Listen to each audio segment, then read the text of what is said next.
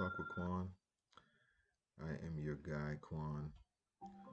I am going to go over a few things regarding the stock market because I just really want to get us engaged in the market. And I think we do ourselves a great disservice if we're not investing or teaching how to invest. Quick disclaimer, I am not a financial expert or a fiduciary. I just want us to win. Um, so do your own due diligence, do your own research into the market, into stocks, into investing. But I also believe that true wealth, a lot of wealth has been made through investing, and we need to be a part of that to acquire. So I'm going to start first of all with just basic overview of the market itself because I think it can be intimidating to some, and I don't want us to be intimidated by it. Um, Granted, yes, it does take money to make money, as they always say, but you have to start somewhere, right? So I'm talking about $50, $25 just to get in the market and start investing. Basic stocks is really as simple as buying low and selling high. That's really the gist of it all. Um, as you can see, I have bar chart up currently, and this is just one of the softwares or I don't know, one of the sites that I use to do research on stocks and get opinions on certain things before I execute certain trades. Um, as you see, it's saying market leaders of last week. These are the companies that did very well. You have Amazon, Tesla, Apple, the usual suspects, right? So with anything, of course, Amazon is 3,000 a share. But of course, you can buy fractional shares too. So if you don't have a whole 3,000, listen, you can put $100 on it. As long as Amazon is going up, you'll make something. But you don't have to start with Amazon. You can start with smaller companies, companies that AMD, which is a strong company, they're $83 a share. So you just want to set up a brokerage account. I'll have some links on the site where you can go set up a brokerage account, whether through Robinhood or E-Trade, Charles Schwab. Most of these brokerage accounts now also have zero commission. I mean, you pay a little something, but it's not very noticeable unless you're doing huge numbers. So ultimately, so you have your stocks, which is your basic stocks, your individual stocks, just one company you're buying at a time. Say you're buying Amazon. I give an example. Um, Say you're buying Amazon, right? Amazon. So you would want to go to the ticker symbol, okay?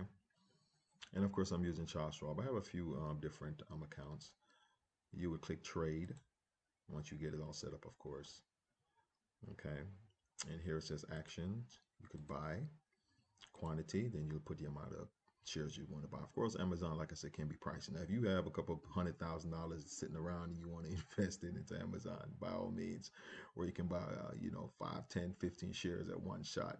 Hey, um, go ahead. But because it's a very strong company, Amazon and Apple are two very strong companies. Okay, so that's basically how you would just go in and you put your shares quantity. Let's say I put three order type. You probably do for the day. See what and it tells you how much it would cost you if you did three shares, right? Um, Now you also think about investment as long term. So you have short term and long term investments, and I will go over it. Probably not in this setting, but I'm just giving you the basics right now as far as just getting in the market. I'll touch on every little thing or every component of the market as we go along. I don't want to just give it to you all at one time. I'll talk about ETFs and index funds as well. But right now, I just really wanted to just give you a brief overview of the market itself and what it entails.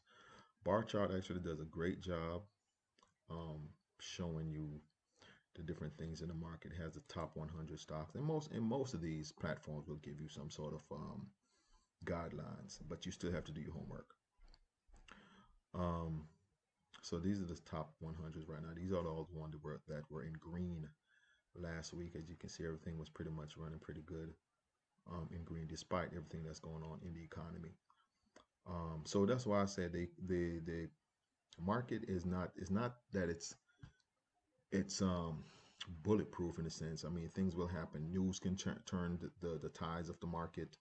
Anything the president says, anything that's going on globally, sometimes can turn the prices in different directions. So it just depends. So this is where you have to do your due diligence and do some homework. Now, you don't have to do individual stocks. Like I said, I will also touch on ETFs and index funds because those are holdings. Those are like one stock that holds all the different companies in one portfolio.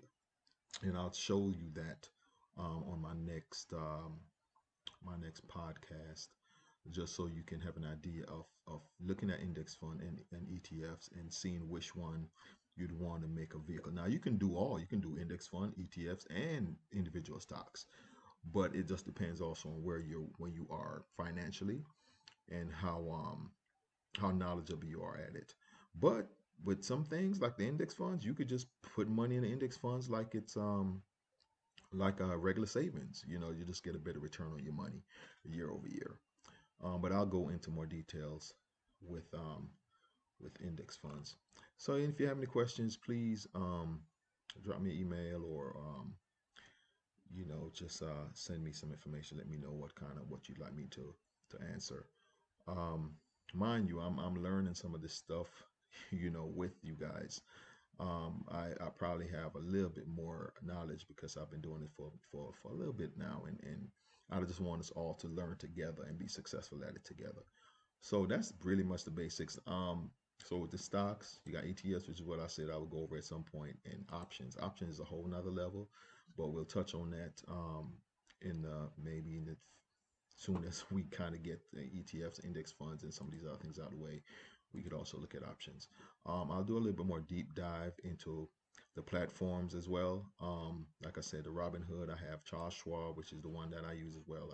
I also have E-Trade, which is actually a good one, and Fidelity is actually a good brokerage platform. I will also probably do a quick video on each one, how to set up the accounts. By far, I think Robinhood might be the easiest one to set up, but they all are similar in cases. So if you found this to be informative, let me know. Uh, I'm still somewhat a novice at this. I just figured that I see all these different folks out here giving information on stuff, and I wanted to put my 2 cents in it to see if it's something that you would be inclined to want to learn more about, and then get into the market and start investing, building wealth one trade at a time, and being able to pass something on to your family and loved ones. All right, so thanks for tuning in. Appreciate you.